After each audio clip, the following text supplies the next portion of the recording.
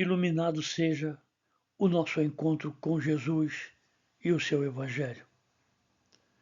Que em nome do seu amor e da sua misericórdia possamos encontrar neste estudo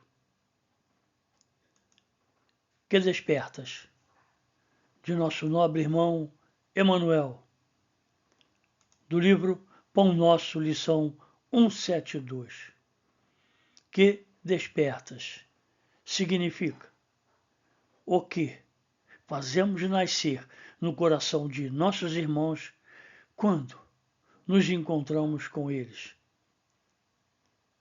O que eles sentem, o que eles pensam com a nossa presença. Evangelho. De sorte que transportavam os enfermos para as ruas e os punham em leitos e em camilhas, para que ao menos a sombra de Pedro, quando este passasse, cobrisse alguns deles. Atos, capítulo 5, versículo 15. Aqui já temos a visão do que o povo esperava encontrar em Pedro. A simples presença de Pedro, a simples passagem de Pedro, já fazia que a multidão o esperasse com ansiedade. E transportavam seus enfermos para as ruas, esperando que a sombra de Pedro realizasse o milagre da cura. Apenas a sombra de Pedro. Pedro não precisava falar nada, fazer nada. Lembrando Jesus e o seu Evangelho, a tua fé te curou. É o que nós precisamos entender. Em todas as situações, a fé é a responsável pelas realizações do bem. Mas Pedro tinha na sua figura a confiança, a esperança que o povo depositava nele. Essa era a influência de Pedro sobre aqueles que o conheciam. E a nossa influência sobre os que nos conhecem? Como os nossos irmãos reagem à nossa presença? É o tema do nosso encontro, do nosso estudo. O que representamos para os nossos irmãos de humanidade? O que fazemos nascer em seus corações?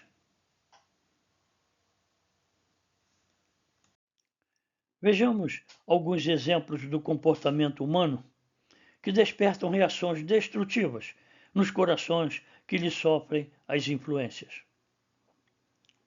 O conquistador de glórias sanguinolentas espalha terror e ruínas por onde passa. E hoje, mais de 20 séculos depois do Cristo de Deus, o homem continua derramando o sangue de seus irmãos. São os conquistadores sanguinolentos, espalhando terror nos corações e destruindo, arruinando vidas e construções. O que desperta? O político astucioso semeia a desconfiança e a dúvida. É inteligente, esperto, sagaz, mas também ilude, engana, usa de todos os recursos para beneficiar-se à custa de outras pessoas. Promete, mas não cumpre. É mentiroso, semeia nos corações a desconfiança e a dúvida. O juiz parcial acorda o medo destrutivo. Quantos de nós não julgamos algo ou alguém de maneira tendenciosa, injusta, parcial, sectária, visando ser a favor ou contra algo ou alguém, sem nos importarmos com a verdade dos fatos, acordando o medo no relacionamento. O revoltado espalha nuvens de veneno sutil. Quanta inconformação em nossa vida, quanta amargura, revolta contra algo ou alguém. A indignação, às vezes, é útil, mas contra tudo ou todos, constantemente, é perturbação, é revolta e espalha veneno sutil que envolve todos os que o cercam. Somos revoltados. O maledicente injeta disposições malignas nos ouvintes, provocando o verbo desvairado. O hábito de falar mal de outras pessoas é o que caracteriza o ser maledicente. Injeta disposições malignas, inclinações, tendências, desejos malignos, despertando no interlocutor o verbo desvairado, desprovido, desjuízo, incoerente, desorientado, louco. Falamos mal de alguém? Continuemos. O caluniador estende fios de treva na senda que trilha. Toda afirmação desprovida de verdade, que ofende a honra, a reputação de alguém, é calúnia, o que nos torna caluniador.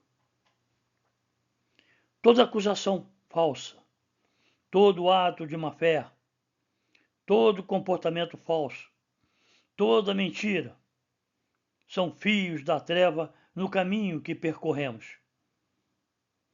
Se já conhecemos o caminho marcado pelas pegadas do Mestre, precisamos refletir: que caminho estamos percorrendo? O preguiçoso adormece as energias daqueles que encontra, inoculando-lhes fluidos entorpecentes. A preguiça é geralmente interpretada como aversão ao trabalho ou pouca disposição para ele, mas também representa falta de empenho na realização de alguma coisa, falta de zelo, de carinho. Expressa-se pelo excesso de desânimo. Somos ou estamos sempre desanimados para o trabalho ou para o estudo? Por isso, aqueles que caminham conosco apresentam as mesmas dificuldades. Adormecemos suas energias e inoculamos-lhe fluidos entorpecentes. Anestesiamos, assim, suas almas.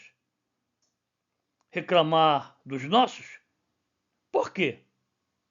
Se somos preguiçosos. O mentiroso deixa perturbação e insegurança ao redor dos próprios passos. Falar como se fosse verdade o que não é, enganar, iludir, torna-nos mentiroso, fazemos isso. Mentimos. Por isso, vivemos metidos em confusão, transtornos e perturbações de toda sorte com os nossos irmãos. Geramos insegurança em nós e nos que nos ouvem. O cristão, discípulo do Cristo, não pode mentir. Jamais. O galhofeiro, com a simples presença, inspira e encoraja histórias hilariantes. Galhofeiro é ser divertido. Quem não gosta de alguém que é divertido? Quem não gosta de se divertir? Divertido é aquele que é engraçado, alegre, recreativo, que diverte, que está sempre bem-humorado. Quem não conhece alguém assim? Quem não gostaria de ser assim? Entretanto, o divertido também pode ser aquele que age sem seriedade, não leva a sério a vida, que busca confusão para se divertir, que traz desordem em sua diversão, que fala em tom de deboche, de zombaria. Indivíduo que é dado à galhofa. O que significa galhofa? Demonstração barulhenta de alegria, de brincadeiras, onde o deboche, o escárnio, a zombaria, a bagunça estão presentes. E que, com a sua simples presença, inspira, encoraja e desperta as atividades ruidosas, mesmo as da alegria. Mas onde o desrespeito ao outrem se faz presente, estabelecendo ressentimentos, mágoas e desordem. Nem toda diversão é saudável. Posso tudo, mas nem tudo me convém. Assim, podemos buscar a diversão, a alegria, adoçar a vida, como dizemos, mas que nesta diversão ou alegria não ocorram os comportamentos dissonantes da sã doutrina. Um pouco de seriedade, mesmo na diversão, é preventivo salutar para a alma imortal. Conhecemos aqueles que só com a simples presença nos despertam histórias hilariantes. Todos nós, através dos pensamentos, das palavras e dos atos, criamos atmosfera particular que nos identifica aos olhos alheios. Ah, irmãos, o quanto ignoramos ainda a realidade de nossa criação divina. Somos filhos de Deus. Trazemos em nós as expressões divinas de sua criação. Em nós expressam-se todas as suas leis. E nesse slide, Emmanuel nos apresenta uma delas, a da nossa atmosfera psíquica, nascida da geração do pensamento contínuo de toda criatura. Todos nós, encarnados ou desencarnados, carregamos conosco essa atmosfera particular, que apresenta nos encontros de nossa alma a nossa posição espiritual, de conformidade com a natureza íntima de nossos pensamentos e emoções. Por isso, nossas palavras, nossos atos, nos apresentam aos olhos de nossos irmãos de humanidade, encarnados ou desencarnados, não com as capas e máscaras que vestimos, mas com esta atmosfera espiritual de nossa alma. Com ela, não conseguimos iludir, enganar a ninguém.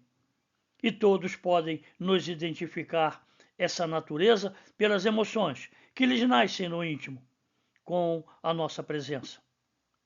Por isso, as simpatias e antipatias, como sinais precursores de nossa influência sobre eles. Nem todos percebem. São sutis, mas existem e têm energia própria.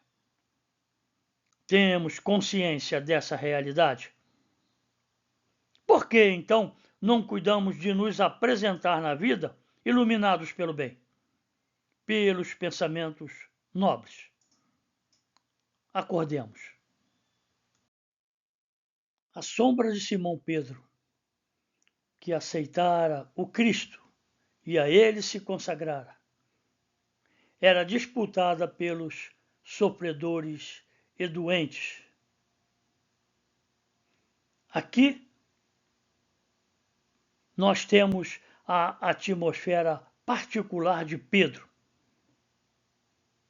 como cada um de nós outros possuímos.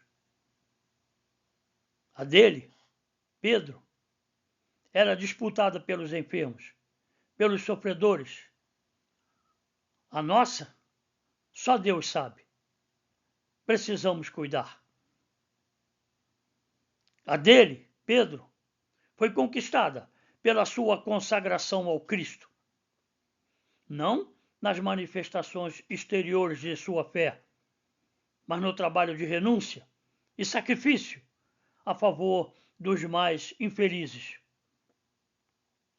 Sua presença despertava esperança e alívio nos sofredores, reconforto e alegria. E a nossa? Reflitamos. Examina os assuntos e as atitudes que a tua presença desperta nos outros. Com atenção, descobrirás a qualidade de tua sombra. Examina a ti mesmo. Julga com severidade as tuas palavras e atos. Conhece-te a ti mesmo.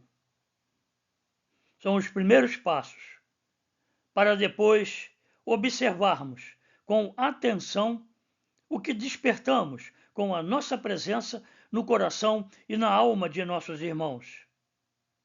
Nossa influência em suas vidas.